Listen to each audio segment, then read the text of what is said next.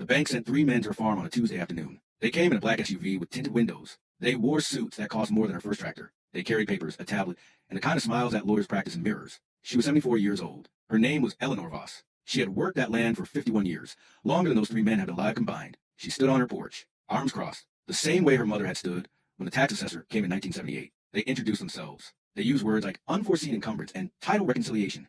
They never once used the word sorry. The lead lawyer, a young man named Whitley with perfect teeth and no dirt on his fingernails, smiled the whole time. Eleanor let them talk. She let them finish. Then she said, "You boys drove a long way to tell me something you could put in a letter." Whitley smiled wider. "Mrs. Voss, this is not personal. It's business."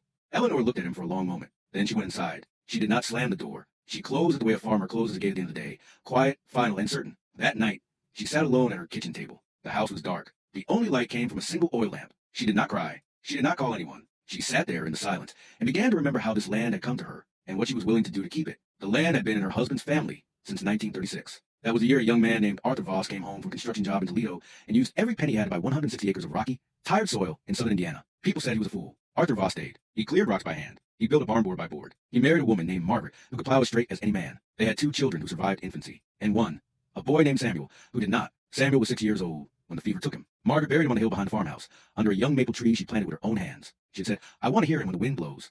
That maple tree would one day grow tall in the house, and beneath it, 3 generations would be laid to rest. Arthur passed in 1969, Margaret in 1981. Their son, Eleanor's husband Carl, inherited the land and kept every promise his father had made. He never borrowed against it. He never subdivided it. He never once considered selling. When Carl died in 2003, Eleanor buried him beside his mother, under the same maple tree. Then she went back to the house, fed the dogs, and woke up the next morning to milk the cows, because that is what farmers do. They keep going. And now, 21 years after she buried her husband, Eleanor Voss stood on that hill alone at night, 3 headstones in the moonlight, a 4th space waiting. She touched Carl's stone. She did not speak. She did not need to. The tree knew. The land knew. She would not let them take it. The letter came in September. It was from a company called Heritage Land Trust Group, not a bank, not a government office. A private investment fund out of Chicago. The envelope was white. The return address was cold. Eleanor read it twice at her kitchen table. The same table where Arthur had eaten breakfast for 40 years. The same table where Carl had taught their son multiplication. The letter was polite, almost friendly. It said she had 60 days to respond. She did not panic. She got in her truck. She drove into town at night. The fog was thick. The headlights cut through it like a blade. She was 74 years old. She had buried her husband, her mother-in-law, and her son on that hill. She was not going to lose their land to a company from Chicago. The lawyer's name was Harlan Finch. He was 64 years old. His office was above a hardware store on Main Street. The carpet was from 1987. The coffee was weak. And Harlan Finch had spent 38 years representing farmers, widows, and people who could not afford to lose. He read the letter once.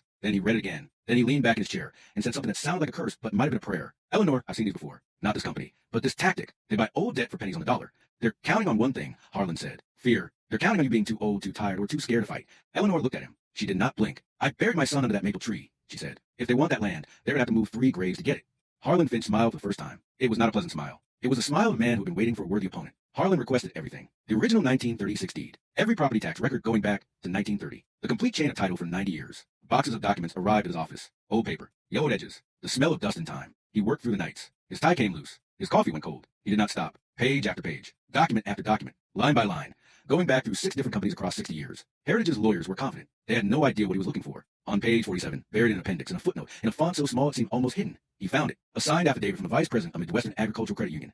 Dated August 1935. The debt had been paid in full. Cash. 7 months before Virgil Whitman ever sold the land to Arthur Voss. Harlan sat back in his chair. He read the affidavit 3 more times. Then he picked up the phone. "Eleanor, I need you to listen carefully. That note they keep talking about, the one from 1934, it was paid off in 1935, in their own documents. Page 47. Eleanor did not say anything for a moment. Then she said, "So they knew." Harlan paused. "That is exactly the right question." She hung up. She sat at her kitchen table in the dark, and for the first time in weeks, she felt something other than fear. She felt the possibility of justice. Harlan filed his response on a Friday morning. It was 19 pages long. Every argument was built from Heritage's own documents. He did not need witnesses. He did not need outside evidence. He used their paperwork against them, page by page, line by line. The central argument was devastating in its simplicity. The debt was paid 90 years ago, and they knew it. The hearing was set for a cold December morning. Eleanor drove to the courthouse alone. Her son had offered to fly in. She told him no. "I started this alone," she said. "I'll finish it alone." She parked her truck in the lot. Frost covered the steps. She climbed them anyway. The courtroom was dark wood and high ceilings, dim lighting, cold silence. Harlan sat at one table. 3 Heritage lawyers sat at the other, polished, expensive, confident. Eleanor sat beside Harlan. Her hands were folded. Her face was stone. She had buried her son under that maple tree. These lawyers had never buried anything. The judge was the Honorable Miriam Cross. She was 68 years old. She had grown up on a dairy farm in southern Illinois. She had worked her way through law school milking cows before dawn. She did not suffer fools. She looked at the lawyers. She looked at Eleanor. She opened the file. Heritage's lawyer, a woman named Castellano with sharp cheekbones and sharper elbows, spoke first. She spoke for 26 minutes. She used words like success, liability, and portfolio acquisition.